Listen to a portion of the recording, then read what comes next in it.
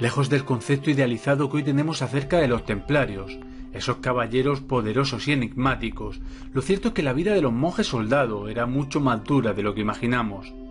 Regidos por su regla desde el año 1129, que deriva en parte de la cisterciense, vivían bajo los votos de pobreza, castidad y obediencia, y bajo una estricta orden monacal. Cuando los templarios no estaban luchando, estaban entrenando, y cuando no estaban entrenando, estaban rezando. Acompañadme a conocer algunas características y particularidades de la Orden del Temple. Comenzamos.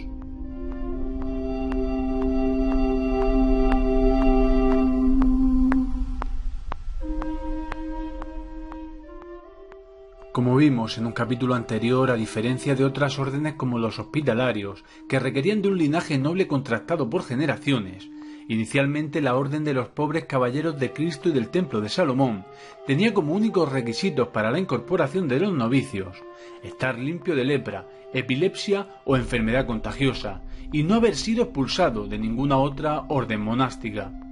Esto, como ya os conté, cambió hacia el año 1230, fecha a partir de la cual sólo podían ser nombrados caballeros los nobles.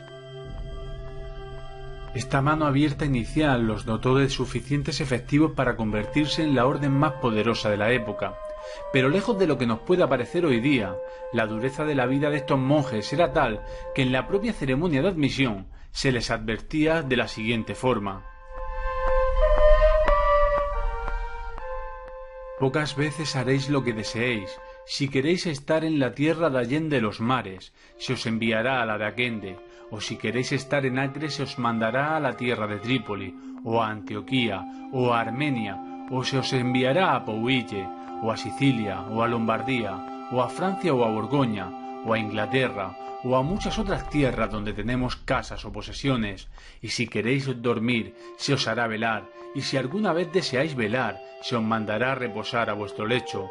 Cuando estéis sentados a la mesa y deseéis comer, se os mandará a ir donde se tenga bien, y jamás sabréis a dónde. Tendréis que soportar a menudo palabras malsonantes. Considerad, gentil y dulce hermano, si estáis dispuesto a sufrir de buen gusto tales rigores. Con esta advertencia no se pretendía ni mucho menos asustar al aspirante, sino más bien advertirle del tipo de vida que llevarían adelante, y a tenor de algunos textos como el siguiente, esto era tal que así. Llevan los hábitos que sus superiores les han dado y no ambicionan otros vestidos ni mejor alimento. Viven juntos, sin mujeres ni hijos, bajo el mismo techo y sin nada que les sea propio, ni siquiera la voluntad. Ninguno es inferior entre ellos, honran al mejor y no al más noble. Cortan sus cabellos, no se les ve nunca peinados, apenas se lavan, llevan la barba hirsuta, apestando a polvo, sudados y manchados por el orín de sus armas.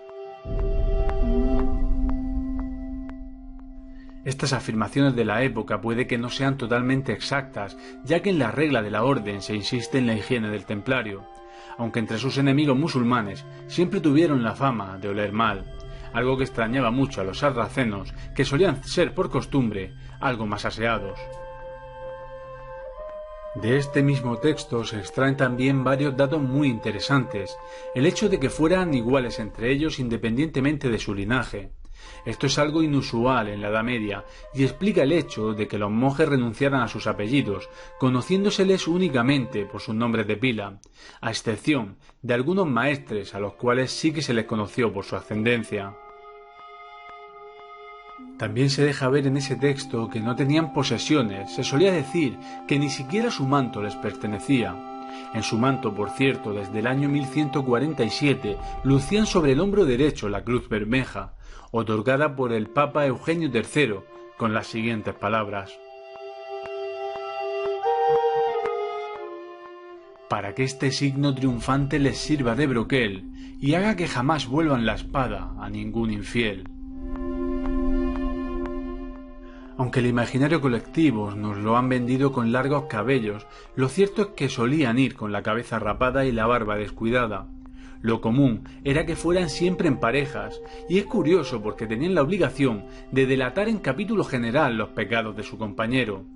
Tenían prohibido mirar a la cara a ninguna mujer, así como aceptar regalos, apostar o jugar a los dados.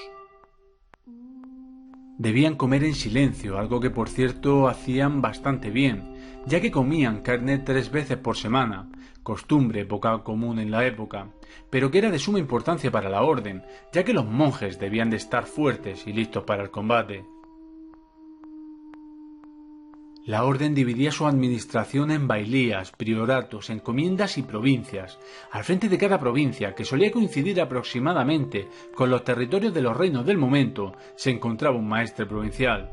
Fue tal la importancia y el poder de la orden, que el maestre provincial de Aragón, Guillén de Montrepón, fue nombrado custodio del futuro rey Jaime I el Conquistador durante su minoría de edad, tras la muerte de su padre, el rey Pedro II, en las guerras occitanas provocada por la cruzada contra los cátaros, donde el rey llegó a ser excomulgado por el Papa Inocencio III. Cuando los templarios no estaban en combate seguían un horario marcado en su regla con innumerables oficios religiosos de obligado cumplimiento, salvo claro está, que se les eximiese de los mismos después de una batalla por alguno de sus superiores. Como estáis viendo, tenían una vida muy dura desde la observancia de nuestros días, pero tenemos que entender los rigores de la vida en aquella época. Aún y con todo esto, sus vidas eran más entretenidas, emocionantes y diversas que las que les hubiera esperado en un convento de Occidente. Además, y como tratamos en un capítulo anterior, era un honor para ellos alzar las armas en defensa de la fe. Fe, por cierto, que los ayudaba a sobrellevar dichos rigores y que los convirtió en unos guerreros temibles. Porque como vimos en el episodio anterior en el que hablamos de los templarios en combate, estos tenían prohibido retirarse o rendirse, a no ser que estuvieran en proporción de 3-1 o que así se les ordenara por parte de sus superiores. Acción que pocas veces sucedía, ya que según sus reglas nunca se pagaba rescate por ellos, lo que suponía de facto la muerte del templario de ser capturado. Pobreza, castidad y obediencia por bandera en una orden de verdaderos hermanos en la batalla y sobre todo en la fe. Estos eran los caballeros templarios, guerreros, monjes soldados que entregaban su vida por la orden sin pedir nada a cambio. Quizá finalmente el mito no les haya hecho justicia al fin y al cabo, al menos no como merecían ser recordados. Hasta aquí el vídeo de hoy, espero que os haya gustado, dadle al like y suscribiros para no perderos el siguiente capítulo de esta serie. Espero veros en el próximo episodio y como siempre os digo, no dejéis de ser curiosos. Adiós.